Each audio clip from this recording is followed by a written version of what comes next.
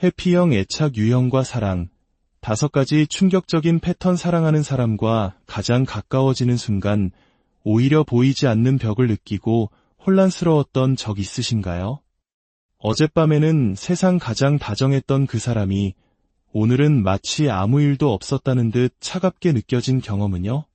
만약 그렇다면 오늘 이야기가 당신의 마음을 이해하는데 작은 열쇠가 될지도 모릅니다.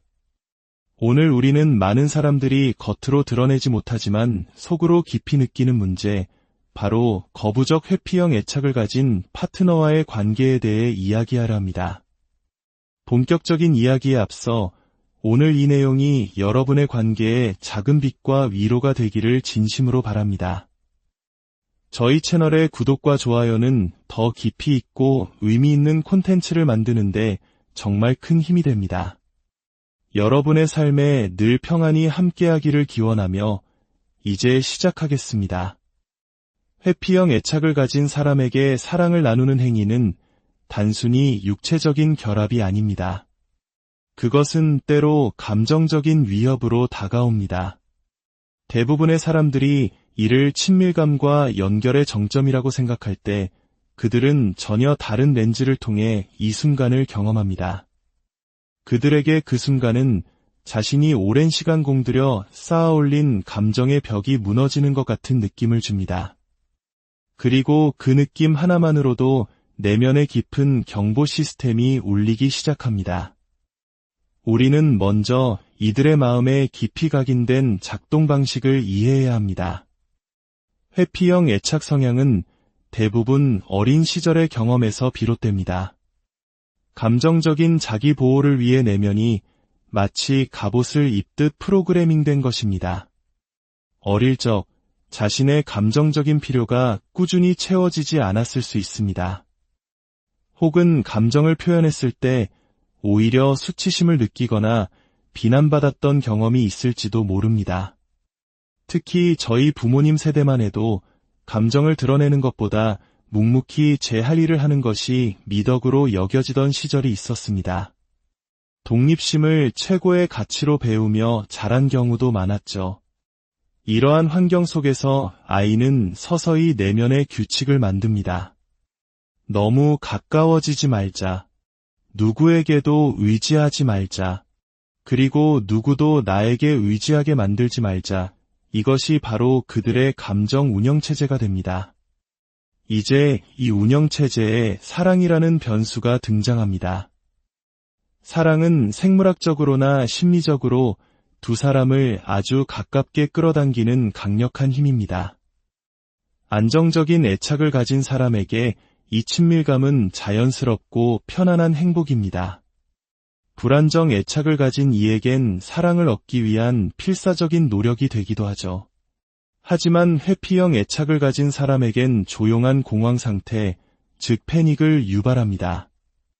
내면의 경보음이 이렇게 소리칩니다. 위험해. 너무 가까워. 이 관계 속에 내가 사라지기 전에 어서 빠져나가야 해. 그리고 다음에 벌어지는 일들은 상대방에게 깊은 오해와 상처를 남깁니다. 관계 후에 더 가까워지는 대신 그들은 거리를 두기 시작합니다. 갑자기 냉담해지거나 무관심한 척 행동하거나 심지어는 사소한 일로 파트너를 비난하기도 합니다. 이것은 결코 그 경험이 나빴기 때문이 아닙니다. 오히려 정반대일 수 있습니다. 그 순간이 너무나 깊고 감동적이고 즐거웠기 때문에 말로 표현하지 못한 그 감정의 깊이가 그들을 두렵게 만드는 것입니다. 친밀감은 그들의 시스템이 감당할 준비가 되지 않은 무언가를 깨웁니다. 그래서 그들은 후퇴합니다. 감정적인 안전이라고 느끼는 상태를 회복하기 위해서입니다. 이 때문에 회피형 애착은 사랑과 관련하여 2가지 역설적인 행동 중 하나에 빠지는 경향이 있습니다.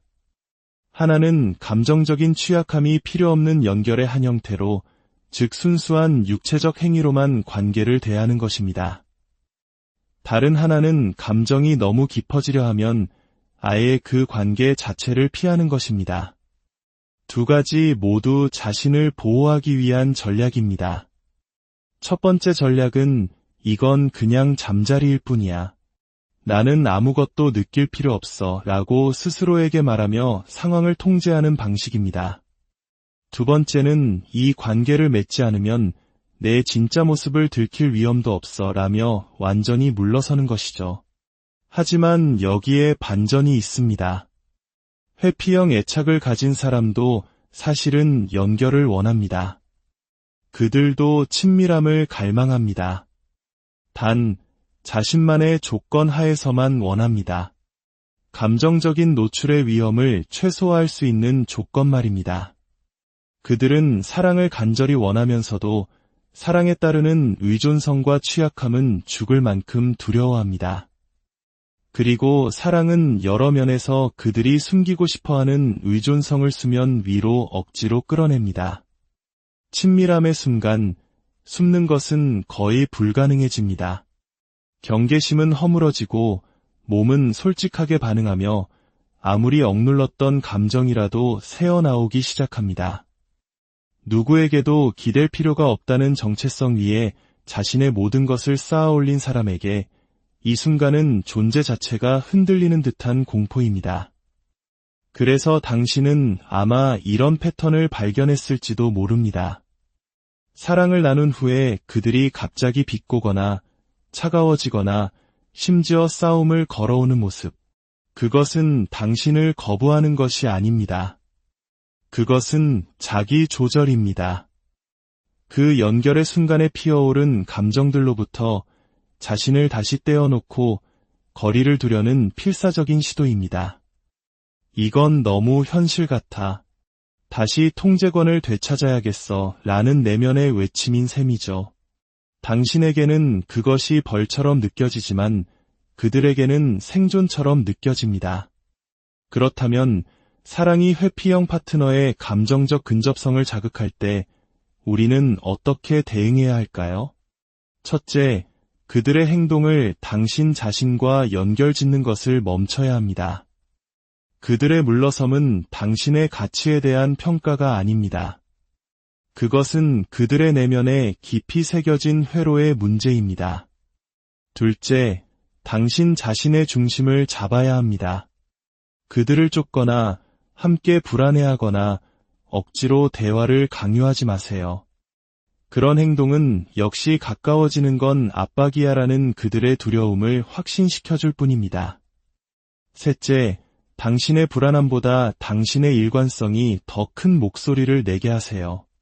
그들은 연결이 곧 통제를 의미하지 않으며 당신이 그들을 집어삼키지 않으면서도 가까이 있을 수 있다는 사실을 배워야 합니다. 관계의 역학을 바꾸는 것은 사랑 그 자체가 아니라 그 이후의 여파에 당신이 어떻게 반응하는가에 달려 있습니다. 만약 당신이 감정적 안정감을 보여주면서도 당신 자신의 자존감을 지킬 수 있다면 회피형 애착을 가진 사람은 서서히 깨닫게 될 것입니다. 가까움이 반드시 더든 아니라는 것을, 친밀함이 자율성과 공존할 수 있다는 것을요. 마지막으로 이것을 기억하세요. 사랑은 단지 그들의 몸을 드러내는 것이 아니라 그들의 방어기제를 드러냅니다. 그렇기 때문에 그들을 자극하는 것입니다. 하지만 인식과 인내, 그리고 명확한 경계가 있다면 그 친밀함의 순간들은 단순한 열정을 넘어 치유의 기회가 될 수 있습니다. 회피형 애착에게 통제는 단순한 선호가 아니라 생명줄입니다. 한때 예측 불가능하고 인정받지 못하고 심지어 위험하다고 느꼈던 세상에서 감정적 안전을 창조하는 방식이었기 때문입니다. 그들이 친밀한 관계로 들어설 때 무언가 균열이 가기 시작합니다. 사랑은 깔끔하지도 논리적이지도 않습니다. 그것은 그들의 감정적 중심을 뒤흔들고 그들이 수년간 피해왔던 바로 그것, 취약성을 요구합니다. 그리고 취약성은 통제의 정반대 개념입니다. 누군가 감정적으로 가까워질 때 회피형, 애피형 애착의 무의식적인 첫 번째 질문은 이것이 나의 독립성에 어떤 의미를 갖지? 입니다. 그 사람을 좋아하지 않아서가 아니라 친밀함 자체가 자신의 자율성을 잃는 시작처럼 느껴지기 때문입니다.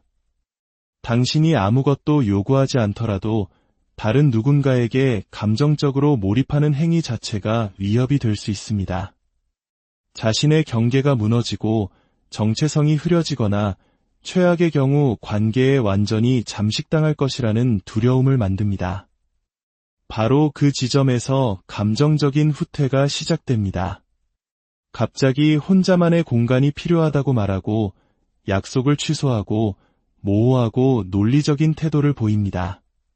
그 모든 행동의 밑바닥에는 단 하나의 핵심적인 두려움, 즉 친밀함이라는 감정의 흐름 속에서 자기 자신을 잃어버릴 것에 대한 공포가 자리 잡고 있습니다. 이것이 그들이 깊은 감정적 대화를 피하는 이유이기도 합니다. 감정이 없어서가 아니라 그 감정들이 너무 지저분하고 예측 불가능하기 때문입니다. 감정에 대해 이야기하는 것은 평생에 걸쳐 강화해온 감정의 갑옷이 해체될 위험을 감수하는 일입니다.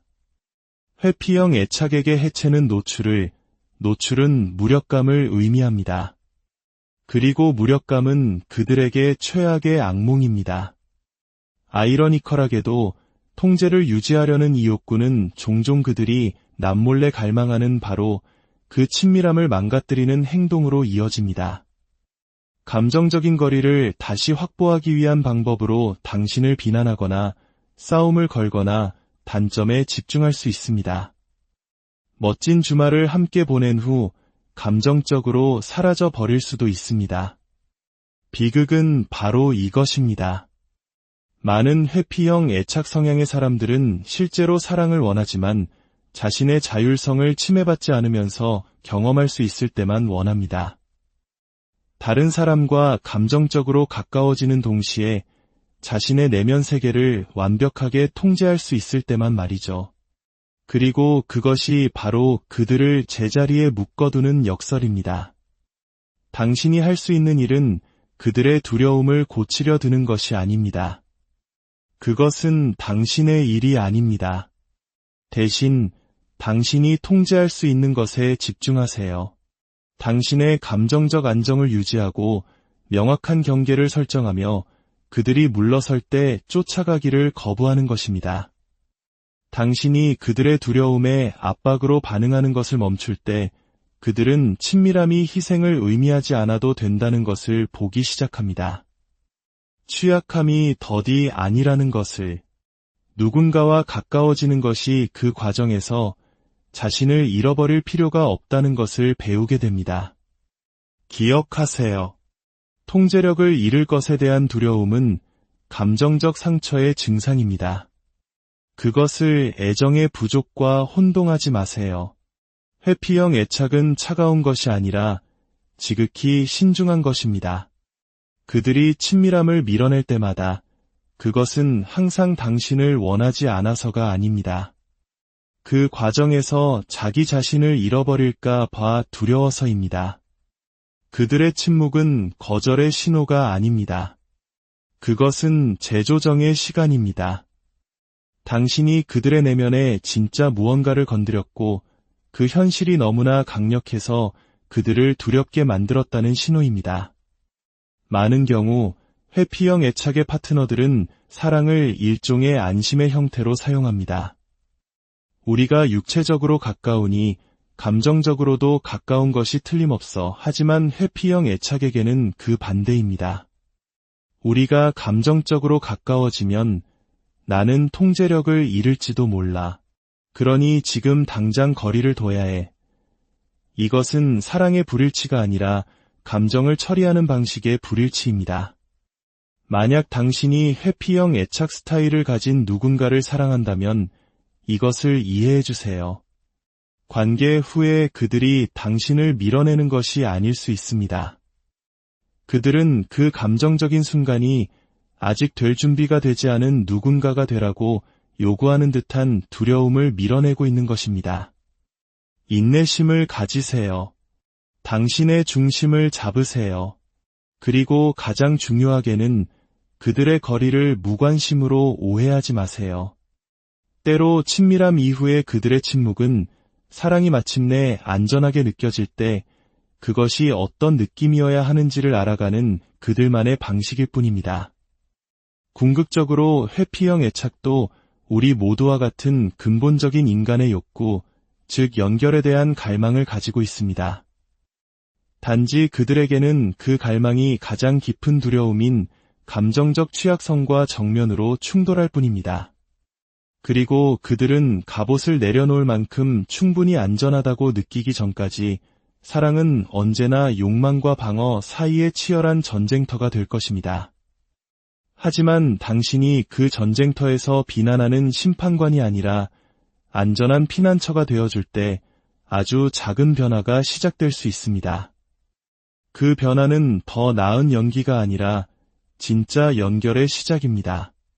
그리고 회피형 애착에게 그것은 조용하지만 가장 용감한 감정적 도약일 것입니다. 회피형 애착 유형과 사랑, 5가지 충격적인 패턴. 사랑하는 사람과 가장 가까워지는 순간 오히려 보이지 않는 벽을 느끼고 혼란스러웠던 적 있으신가요? 어젯밤에는 세상 가장 다정했던 그 사람이 오늘은 마치 아무 일도 없었다는 듯 차갑게 느껴진 경험은요? 만약 그렇다면 오늘 이야기가 당신의 마음을 이해하는데 작은 열쇠가 될지도 모릅니다. 오늘 우리는 많은 사람들이 겉으로 드러내지 못하지만 속으로 깊이 느끼는 문제, 바로 거부적 회피형 애착을 가진 파트너와의 관계에 대해 이야기하려 합니다. 본격적인 이야기에 앞서 오늘 이 내용이 여러분의 관계에 작은 빛과 위로가 되기를 진심으로 바랍니다. 저희 채널의 구독과 좋아요는 더 깊이 있고 의미 있는 콘텐츠를 만드는데 정말 큰 힘이 됩니다. 여러분의 삶에 늘 평안이 함께하기를 기원하며 이제 시작하겠습니다. 회피형 애착을 가진 사람에게 사랑을 나누는 행위는 단순히 육체적인 결합이 아닙니다. 그것은 때로 감정적인 위협으로 다가옵니다. 대부분의 사람들이 이를 친밀감과 연결의 정점이라고 생각할 때 그들은 전혀 다른 렌즈를 통해 이 순간을 경험합니다. 그들에게 그 순간은 자신이 오랜 시간 공들여 쌓아올린 감정의 벽이 무너지는 것 같은 느낌을 줍니다. 그리고 그 느낌 하나만으로도 내면의 깊은 경보 시스템이 울리기 시작합니다. 우리는 먼저 이들의 마음에 깊이 각인된 작동 방식을 이해해야 합니다. 회피형 애착 성향은 대부분 어린 시절의 경험에서 비롯됩니다. 감정적인 자기 보호를 위해 내면이 마치 갑옷을 입듯 프로그래밍된 것입니다. 어릴 적 자신의 감정적인 필요가 꾸준히 채워지지 않았을 수 있습니다. 혹은 감정을 표현했을 때 오히려 수치심을 느끼거나 비난받았던 경험이 있을지도 모릅니다. 특히 저희 부모님 세대만 해도 감정을 드러내는 것보다 묵묵히 제 할 일을 하는 것이 미덕으로 여겨지던 시절이 있었습니다. 독립심을 최고의 가치로 배우며 자란 경우도 많았죠. 이러한 환경 속에서 아이는 서서히 내면의 규칙을 만듭니다. 너무 가까워지지 말자. 누구에게도 의지하지 말자. 그리고 누구도 나에게 의지하게 만들지 말자. 이것이 바로 그들의 감정 운영체제가 됩니다. 이제 이 운영체제에 사랑이라는 변수가 등장합니다. 사랑은 생물학적으로나 심리적으로 두 사람을 아주 가깝게 끌어당기는 강력한 힘입니다.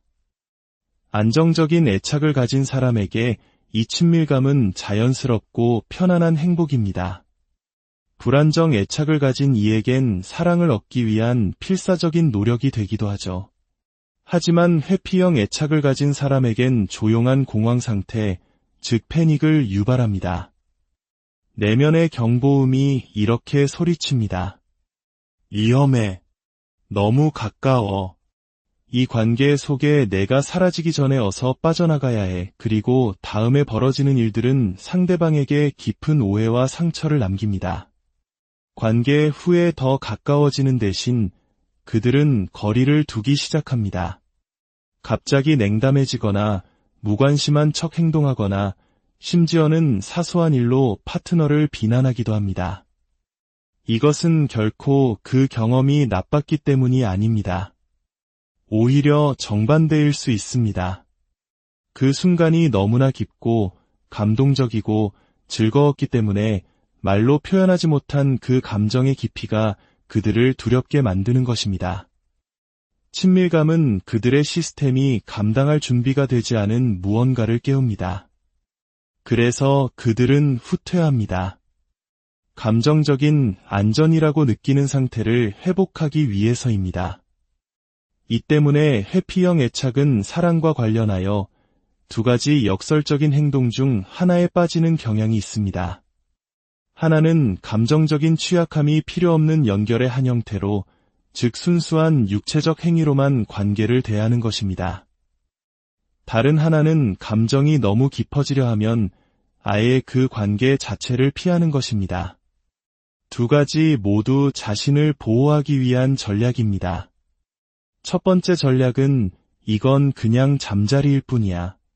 나는 아무것도 느낄 필요 없어 라고 스스로에게 말하며 상황을 통제하는 방식입니다. 두 번째는 이 관계를 맺지 않으면 내 진짜 모습을 들킬 위험도 없어 라며 완전히 물러서는 것이죠. 하지만 여기에 반전이 있습니다. 회피형 애착을 가진 사람도 사실은 연결을 원합니다. 그들도 친밀함을 갈망합니다. 단, 자신만의 조건 하에서만 원합니다. 감정적인 노출의 위험을 최소화할 수 있는 조건 말입니다. 그들은 사랑을 간절히 원하면서도 사랑에 따르는 의존성과 취약함은 죽을 만큼 두려워합니다. 그리고 사랑은 여러 면에서 그들이 숨기고 싶어하는 의존성을 수면 위로 억지로 끌어냅니다. 친밀함의 순간, 숨는 것은 거의 불가능해집니다. 경계심은 허물어지고 몸은 솔직하게 반응하며 아무리 억눌렀던 감정이라도 새어나오기 시작합니다. 누구에게도 기댈 필요가 없다는 정체성 위에 자신의 모든 것을 쌓아 올린 사람에게 이 순간은 존재 자체가 흔들리는 듯한 공포입니다. 그래서 당신은 아마 이런 패턴을 발견했을지도 모릅니다. 사랑을 나눈 후에 그들이 갑자기 비꼬거나 차가워지거나 심지어 싸움을 걸어오는 모습. 그것은 당신을 거부하는 것이 아닙니다. 그것은 자기 조절입니다. 그 연결의 순간에 피어오른 감정들로부터 자신을 다시 떼어놓고 거리를 두려는 필사적인 시도입니다. 이건 너무 현실 같아. 다시 통제권을 되찾아야겠어 라는 내면의 외침인 셈이죠. 당신에게는 그것이 벌처럼 느껴지지만 그들에게는 생존처럼 느껴집니다. 그렇다면 사랑이 회피형 파트너의 감정적 근접성을 자극할 때 우리는 어떻게 대응해야 할까요? 첫째, 그들의 행동을 당신 자신과 연결짓는 것을 멈춰야 합니다. 그들의 물러섬은 당신의 가치에 대한 평가가 아닙니다. 그것은 그들의 내면에 깊이 새겨진 회로의 문제입니다. 둘째, 당신 자신의 중심을 잡아야 합니다. 그들을 쫓거나 함께 불안해하거나 억지로 대화를 강요하지 마세요. 그런 행동은 역시 가까워지는 건 압박이야라는 그들의 두려움을 확신시켜줄 뿐입니다. 셋째, 당신의 불안함보다 당신의 일관성이 더 큰 목소리를 내게 하세요. 그들은 연결이 곧 통제를 의미하지 않으며 당신이 그들을 집어삼키지 않으면서도 가까이 있을 수 있다는 사실을 배워야 합니다. 관계의 역학을 바꾸는 것은 사랑 그 자체가 아니라 그 이후의 여파에 당신이 어떻게 반응하는가에 달려 있습니다. 만약 당신이 감정적 안정감을 보여주면서도 당신 자신의 자존감을 지킬 수 있다면 회피형의 착을 가진 사람은 서서히 깨닫게 될 것입니다. 가까움이 반드시 더든 아니라는 것을, 친밀함이 자율성과 공존할 수 있다는 것을요. 마지막으로 이것을 기억하세요. 사랑은 단지 그들의 몸을 드러내는 것이 아니라 그들의 방어기제를 드러냅니다. 그렇기 때문에 그들을 자극하는 것입니다. 하지만 인식과 인내, 그리고 명확한 경계가 있다면 그 친밀함의 순간들은 단순한 열정을 넘어 치유의 기회가 될 수 있습니다. 회피형 애착에게 통제는 단순한 선호가 아니라 생명줄입니다. 한때 예측 불가능하고 인정받지 못하고 심지어 위험하다고 느꼈던 세상에서 감정적 안전을 창조하는 방식이었기 때문입니다. 그들이 친밀한 관계로 들어설 때 무언가 균열이 가기 시작합니다. 사랑은 깔끔하지도 논리적이지도 않습니다. 그것은 그들의 감정적 중심을 뒤흔들고 그들이 수년간 피해왔던 바로 그것, 취약성을 요구합니다. 그리고 취약성은 통제의 정반대 개념입니다. 누군가 감정적으로 가까워질 때 회피형, 애피형 애착의 무의식적인 첫 번째 질문은 이것이 나의 독립성에 어떤 의미를 갖지? 입니다.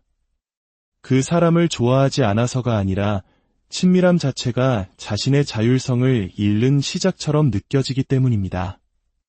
당신이 아무것도 요구하지 않더라도 다른 누군가에게 감정적으로 몰입하는 행위 자체가 위협이 될 수 있습니다. 자신의 경계가 무너지고 정체성이 흐려지거나 최악의 경우 관계에 완전히 잠식당할 것이라는 두려움을 만듭니다. 바로 그 지점에서 감정적인 후퇴가 시작됩니다. 갑자기 혼자만의 공간이 필요하다고 말하고 약속을 취소하고 모호하고 논리적인 태도를 보입니다. 그 모든 행동의 밑바닥에는 단 하나의 핵심적인 두려움, 즉 친밀함이라는 감정의 흐름 속에서 자기 자신을 잃어버릴 것에 대한 공포가 자리 잡고 있습니다. 이것이 그들이 깊은 감정적 대화를 피하는 이유이기도 합니다.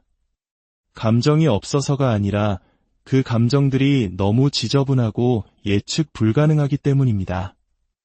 감정에 대해 이야기하는 것은 평생에 걸쳐 강화해온 감정의 갑옷이 해체될 위험을 감수하는 일입니다. 회피형 애착에게 해체는 노출은 무력감을 의미합니다. 그리고 무력감은 그들에게 최악의 악몽입니다. 아이러니컬하게도 통제를 유지하려는 이 욕구는 종종 그들이 남몰래 갈망하는 바로 그 친밀함을 망가뜨리는 행동으로 이어집니다. 감정적인 거리를 다시 확보하기 위한 방법으로 당신을 비난하거나 싸움을 걸거나 단점에 집중할 수 있습니다. 멋진 주말을 함께 보낸 후 감정적으로 사라져 버릴 수도 있습니다. 비극은 바로 이것입니다. 많은 회피형 애착 성향의 사람들은 실제로 사랑을 원하지만 자신의 자율성을 침해받지 않으면서 경험할 수 있을 때만 원합니다. 다른 사람과 감정적으로 가까워지는 동시에 자신의 내면 세계를 완벽하게 통제할 수 있을 때만 말이죠. 그리고 그것이 바로 그들을 제자리에 묶어두는 역설입니다. 당신이 할 수 있는 일은 그들의 두려움을 고치려 드는 것이 아닙니다. 그것은 당신의 일이 아닙니다. 대신 당신이 통제할 수 있는 것에 집중하세요. 당신의 감정적 안정을 유지하고 명확한 경계를 설정하며 그들이 물러설 때 쫓아가기를 거부하는 것입니다. 당신이 그들의 두려움에 압박으로 반응하는 것을 멈출 때 그들은 친밀함이 희생을 의미하지 않아도 된다는 것을 보기 시작합니다. 취약함이 덫이 아니라는 것을, 누군가와 가까워지는 것이 그 과정에서 자신을 잃어버릴 필요가 없다는 것을 배우게 됩니다. 기억하세요. 통제력을 잃을 것에 대한 두려움은 감정적 상처의 증상입니다. 그것을 애정의 부족과 혼동하지 마세요. 회피형 애착은 차가운 것이 아니라 지극히 신중한 것입니다. 그들이 친밀함을 밀어낼 때마다 그것은 항상 당신을 원하지 않아서가 아닙니다. 그 과정에서 자기 자신을 잃어버릴까 봐 두려워서입니다. 그들의 침묵은 거절의 신호가 아닙니다. 그것은 재조정의 시간입니다. 당신이 그들의 내면에 진짜 무언가를 건드렸고 그 현실이 너무나 강력해서 그들을 두렵게 만들었다는 신호입니다. 많은 경우 회피형 애착의 파트너들은 사랑을 일종의 안심의 형태로 사용합니다. 우리가 육체적으로 가까우니 감정적으로도 가까운 것이 틀림없어. 하지만 회피형 애착에게는 그 반대입니다. 우리가 감정적으로 가까워지면 나는 통제력을 잃을지도 몰라. 그러니 지금 당장 거리를 둬야 해. 이것은 사랑의 불일치가 아니라 감정을 처리하는 방식의 불일치입니다. 만약 당신이 회피형 애착 스타일을 가진 누군가를 사랑한다면 이것을 이해해 주세요. 관계 후에 그들이 당신을 밀어내는 것이 아닐 수 있습니다. 그들은 그 감정적인 순간이 아직 될 준비가 되지 않은 누군가가 되라고 요구하는 듯한 두려움을 밀어내고 있는 것입니다.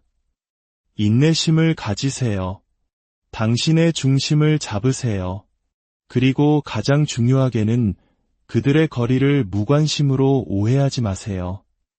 때로 친밀함 이후의 그들의 침묵은 사랑이 마침내 안전하게 느껴질 때 그것이 어떤 느낌이어야 하는지를 알아가는 그들만의 방식일 뿐입니다.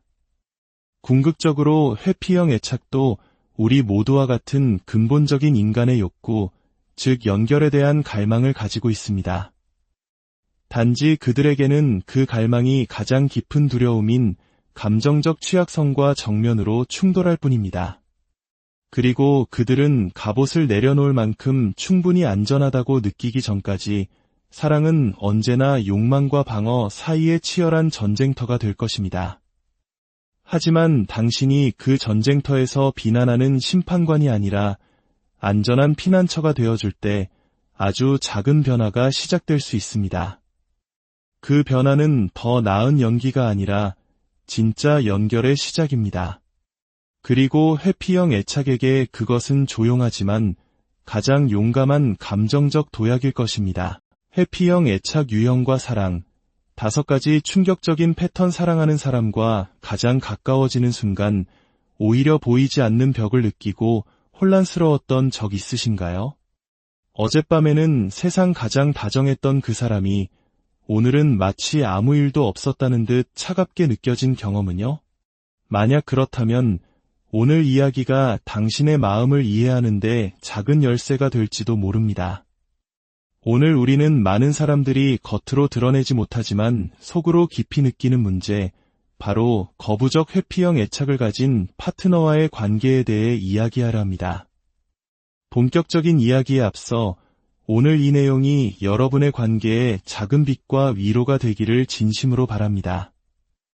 저희 채널의 구독과 좋아요는 더 깊이 있고 의미 있는 콘텐츠를 만드는데 정말 큰 힘이 됩니다.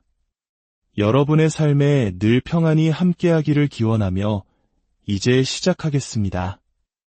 회피형 애착을 가진 사람에게 사랑을 나누는 행위는 단순히 육체적인 결합이 아닙니다. 그것은 때로 감정적인 위협으로 다가옵니다. 대부분의 사람들이 이를 친밀감과 연결의 정점이라고 생각할 때 그들은 전혀 다른 렌즈를 통해 이 순간을 경험합니다. 그들에게 그 순간은 자신이 오랜 시간 공들여 쌓아올린 감정의 벽이 무너지는 것 같은 느낌을 줍니다. 그리고 그 느낌 하나만으로도 내면의 깊은 경보 시스템이 울리기 시작합니다. 우리는 먼저 이들의 마음에 깊이 각인된 작동 방식을 이해해야 합니다. 회피형 애착 성향은 대부분 어린 시절의 경험에서 비롯됩니다. 감정적인 자기 보호를 위해 내면이 마치 갑옷을 입듯 프로그래밍된 것입니다. 어릴 적 자신의 감정적인 필요가 꾸준히 채워지지 않았을 수 있습니다. 혹은 감정을 표현했을 때 오히려 수치심을 느끼거나 비난받았던 경험이 있을지도 모릅니다. 특히 저희 부모님 세대만 해도 감정을 드러내는 것보다 묵묵히 제 할 일을 하는 것이 미덕으로 여겨지던 시절이 있었습니다. 독립심을 최고의 가치로 배우며 자란 경우도 많았죠. 이러한 환경 속에서 아이는 서서히 내면의 규칙을 만듭니다. 너무 가까워지지 말자. 누구에게도 의지하지 말자. 그리고 누구도 나에게 의지하게 만들지 말자. 이것이 바로 그들의 감정 운영체제가 됩니다. 이제 이 운영체제에 사랑이라는 변수가 등장합니다.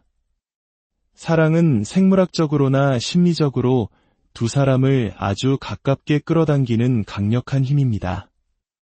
안정적인 애착을 가진 사람에게 이 친밀감은 자연스럽고 편안한 행복입니다. 불안정 애착을 가진 이에겐 사랑을 얻기 위한 필사적인 노력이 되기도 하죠. 하지만 회피형 애착을 가진 사람에겐 조용한 공황 상태, 즉 패닉을 유발합니다. 내면의 경보음이 이렇게 소리칩니다. 위험해. 너무 가까워. 이 관계 속에 내가 사라지기 전에 어서 빠져나가야 해. 그리고 다음에 벌어지는 일들은 상대방에게 깊은 오해와 상처를 남깁니다. 관계 후에 더 가까워지는 대신 그들은 거리를 두기 시작합니다. 갑자기 냉담해지거나 무관심한 척 행동하거나 심지어는 사소한 일로 파트너를 비난하기도 합니다.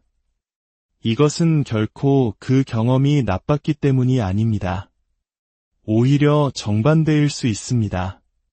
그 순간이 너무나 깊고 감동적이고 즐거웠기 때문에 말로 표현하지 못한 그 감정의 깊이가 그들을 두렵게 만드는 것입니다.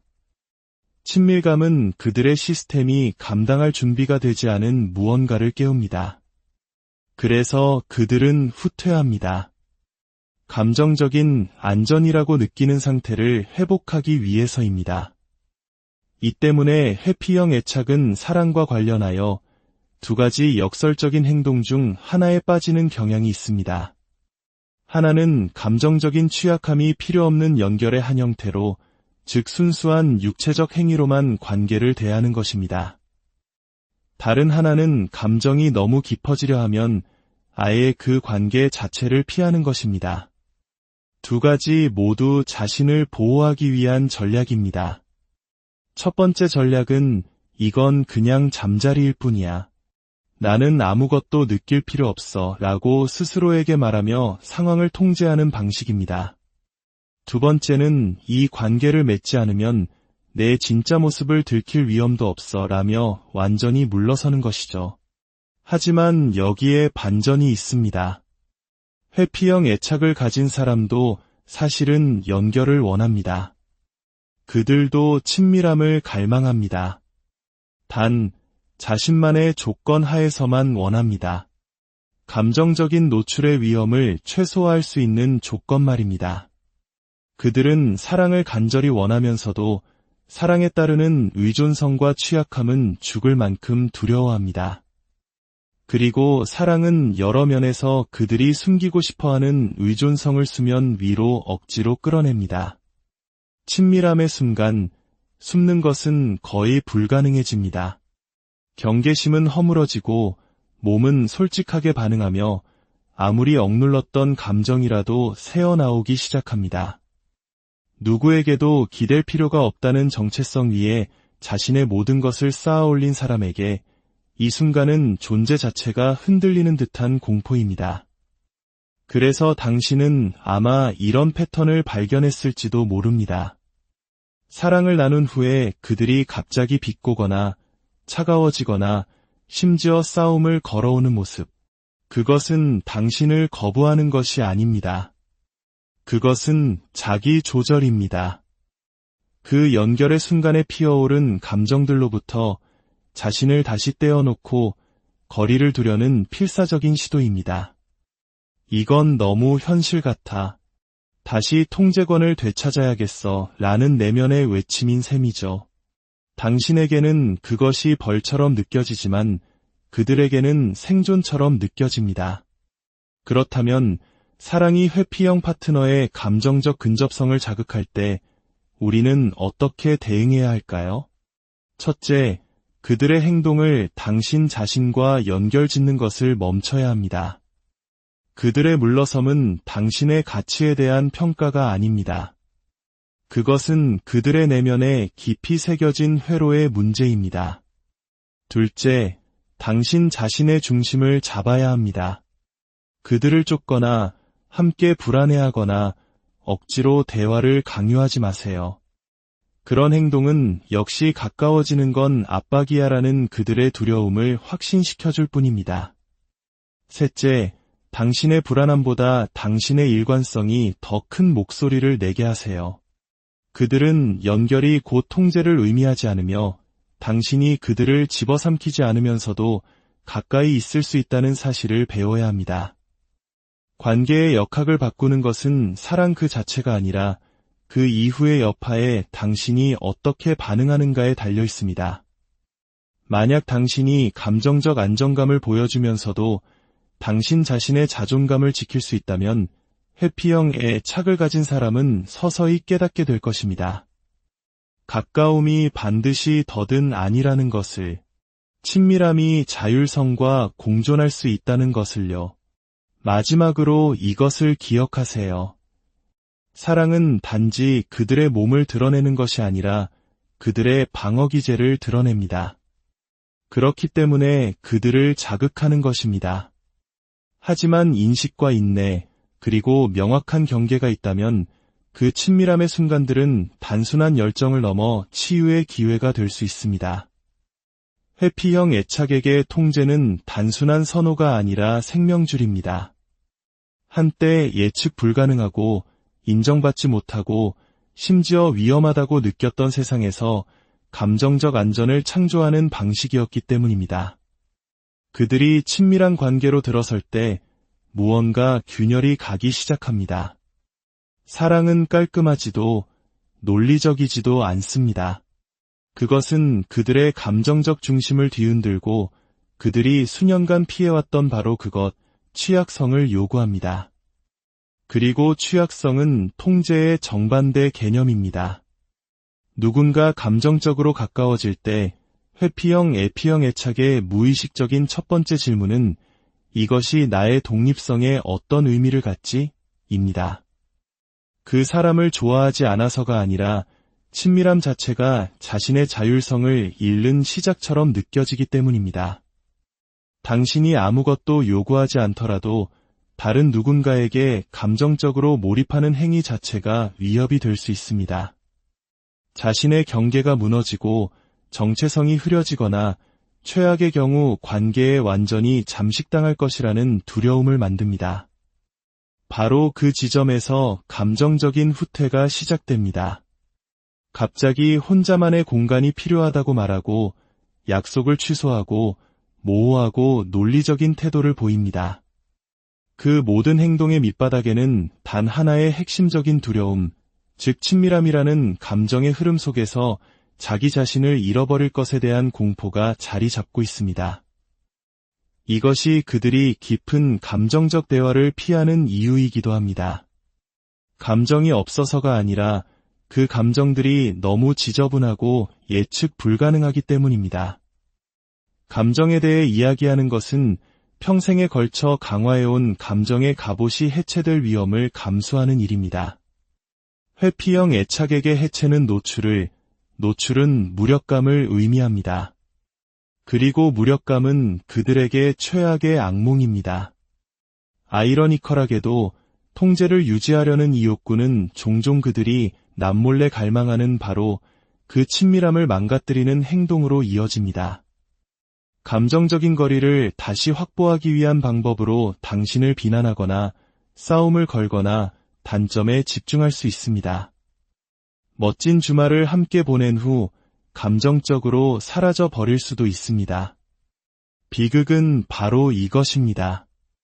많은 회피형 애착 성향의 사람들은 실제로 사랑을 원하지만 자신의 자율성을 침해받지 않으면서 경험할 수 있을 때만 원합니다.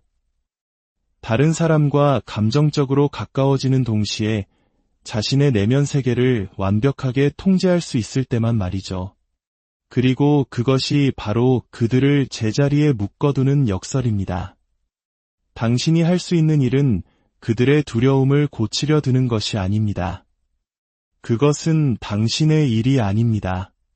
대신 당신이 통제할 수 있는 것에 집중하세요.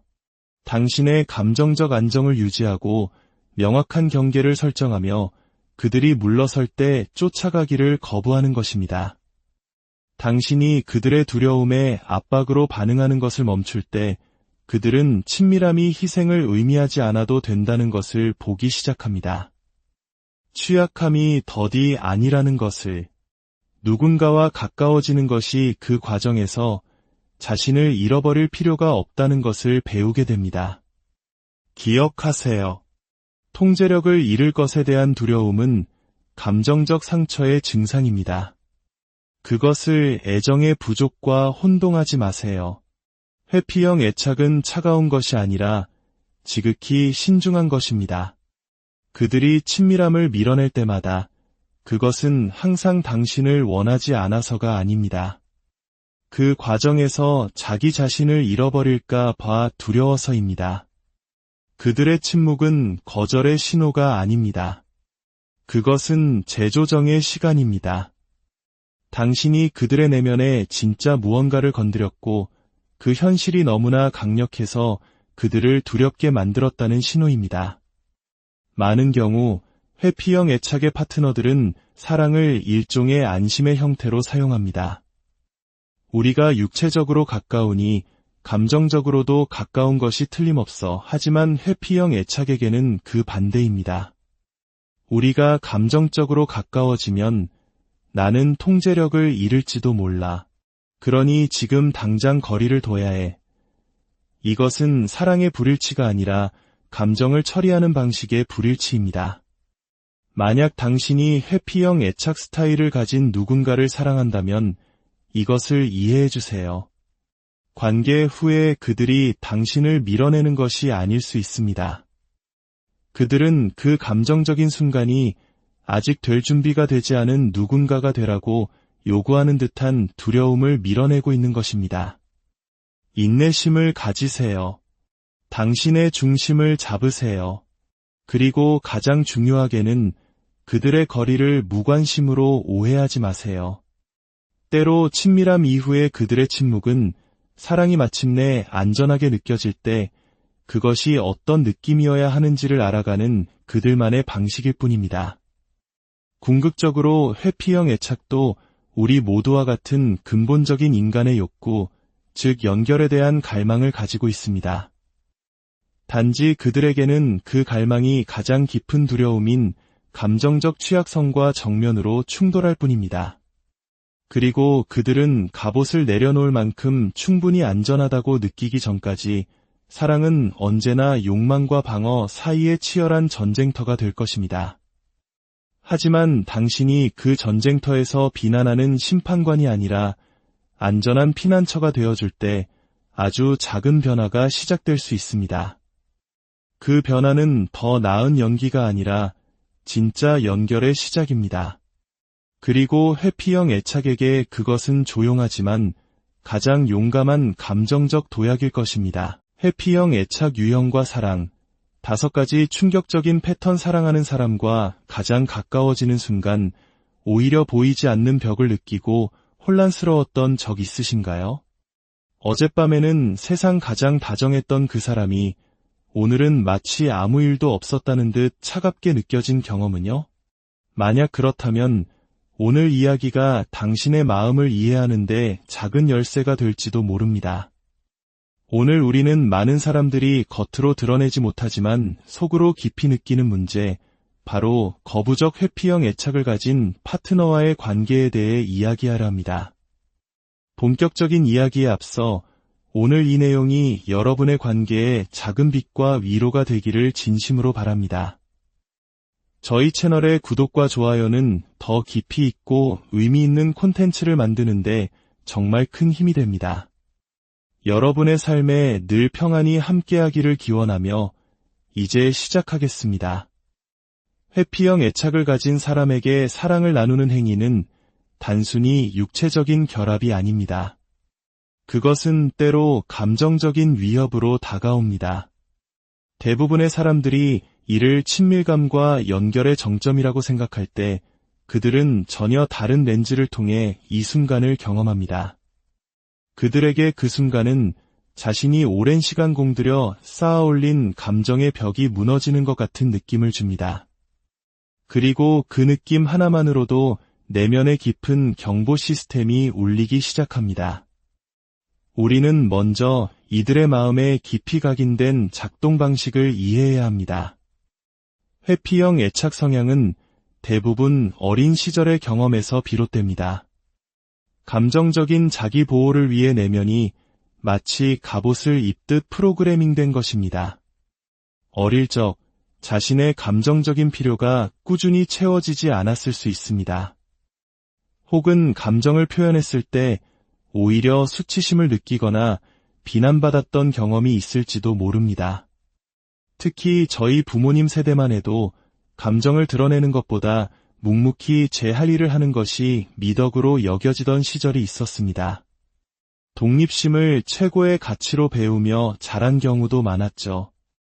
이러한 환경 속에서 아이는 서서히 내면의 규칙을 만듭니다. 너무 가까워지지 말자. 누구에게도 의지하지 말자. 그리고 누구도 나에게 의지하게 만들지 말자. 이것이 바로 그들의 감정 운영체제가 됩니다. 이제 이 운영체제에 사랑이라는 변수가 등장합니다. 사랑은 생물학적으로나 심리적으로 두 사람을 아주 가깝게 끌어당기는 강력한 힘입니다. 안정적인 애착을 가진 사람에게 이 친밀감은 자연스럽고 편안한 행복입니다. 불안정 애착을 가진 이에겐 사랑을 얻기 위한 필사적인 노력이 되기도 하죠. 하지만 회피형 애착을 가진 사람에겐 조용한 공황 상태, 즉 패닉을 유발합니다.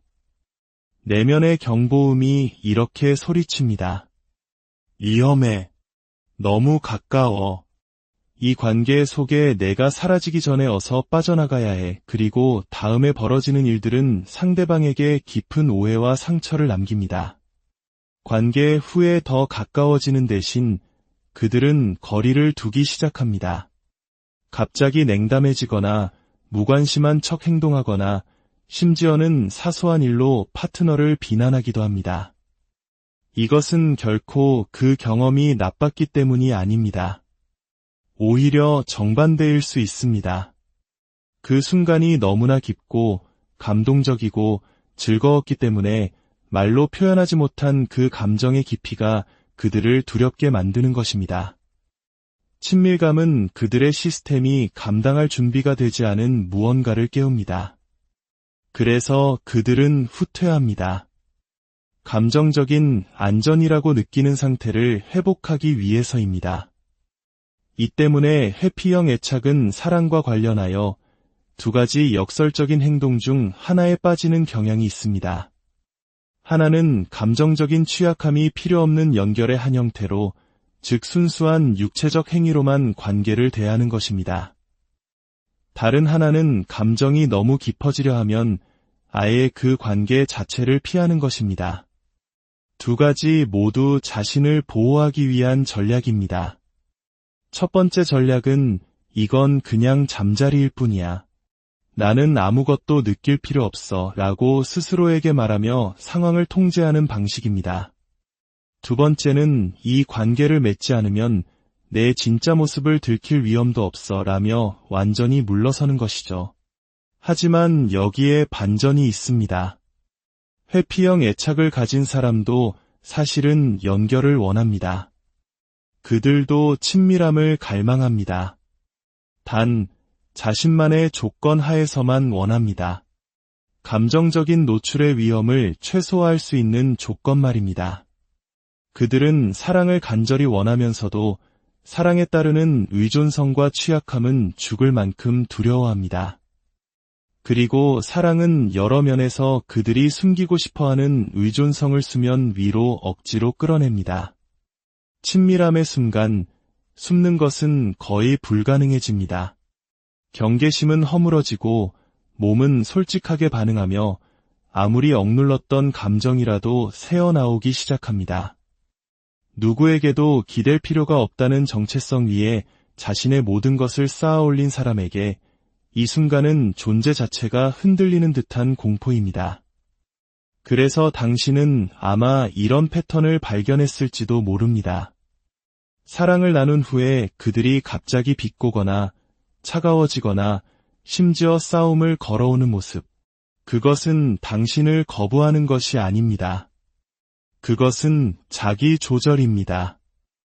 그 연결의 순간에 피어오른 감정들로부터 자신을 다시 떼어놓고 거리를 두려는 필사적인 시도입니다.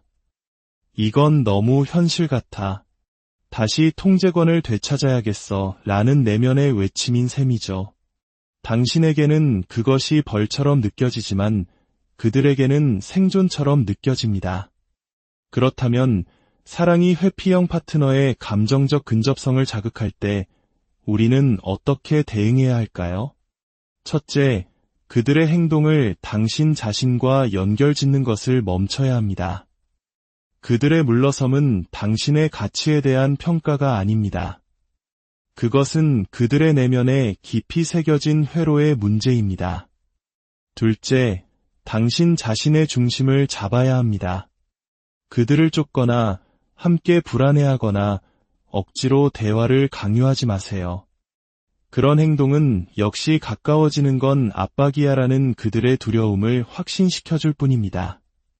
셋째, 당신의 불안함보다 당신의 일관성이 더 큰 목소리를 내게 하세요. 그들은 연결이 곧 통제를 의미하지 않으며 당신이 그들을 집어삼키지 않으면서도 가까이 있을 수 있다는 사실을 배워야 합니다. 관계의 역학을 바꾸는 것은 사랑 그 자체가 아니라 그 이후의 여파에 당신이 어떻게 반응하는가에 달려 있습니다.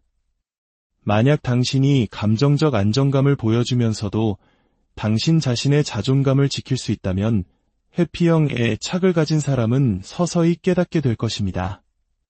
가까움이 반드시 덫은 아니라는 것을, 친밀함이 자율성과 공존할 수 있다는 것을요. 마지막으로 이것을 기억하세요. 사랑은 단지 그들의 몸을 드러내는 것이 아니라 그들의 방어 기제를 드러냅니다. 그렇기 때문에 그들을 자극하는 것입니다. 하지만 인식과 인내, 그리고 명확한 경계가 있다면 그 친밀함의 순간들은 단순한 열정을 넘어 치유의 기회가 될 수 있습니다. 회피형 애착에게 통제는 단순한 선호가 아니라 생명줄입니다. 한때 예측 불가능하고 인정받지 못하고 심지어 위험하다고 느꼈던 세상에서 감정적 안전을 창조하는 방식이었기 때문입니다. 그들이 친밀한 관계로 들어설 때 무언가 균열이 가기 시작합니다. 사랑은 깔끔하지도 논리적이지도 않습니다. 그것은 그들의 감정적 중심을 뒤흔들고 그들이 수년간 피해왔던 바로 그것, 취약성을 요구합니다. 그리고 취약성은 통제의 정반대 개념입니다. 누군가 감정적으로 가까워질 때 회피형, 애피형 애착의 무의식적인 첫 번째 질문은 이것이 나의 독립성에 어떤 의미를 갖지? 입니다. 그 사람을 좋아하지 않아서가 아니라 친밀함 자체가 자신의 자율성을 잃는 시작처럼 느껴지기 때문입니다. 당신이 아무것도 요구하지 않더라도 다른 누군가에게 감정적으로 몰입하는 행위 자체가 위협이 될 수 있습니다. 자신의 경계가 무너지고 정체성이 흐려지거나 최악의 경우 관계에 완전히 잠식당할 것이라는 두려움을 만듭니다. 바로 그 지점에서 감정적인 후퇴가 시작됩니다. 갑자기 혼자만의 공간이 필요하다고 말하고 약속을 취소하고 모호하고 논리적인 태도를 보입니다. 그 모든 행동의 밑바닥에는 단 하나의 핵심적인 두려움, 즉 친밀함이라는 감정의 흐름 속에서 자기 자신을 잃어버릴 것에 대한 공포가 자리 잡고 있습니다. 이것이 그들이 깊은 감정적 대화를 피하는 이유이기도 합니다. 감정이 없어서가 아니라 그 감정들이 너무 지저분하고 예측 불가능하기 때문입니다. 감정에 대해 이야기하는 것은 평생에 걸쳐 강화해온 감정의 갑옷이 해체될 위험을 감수하는 일입니다. 회피형 애착에게 해체는 노출은 무력감을 의미합니다.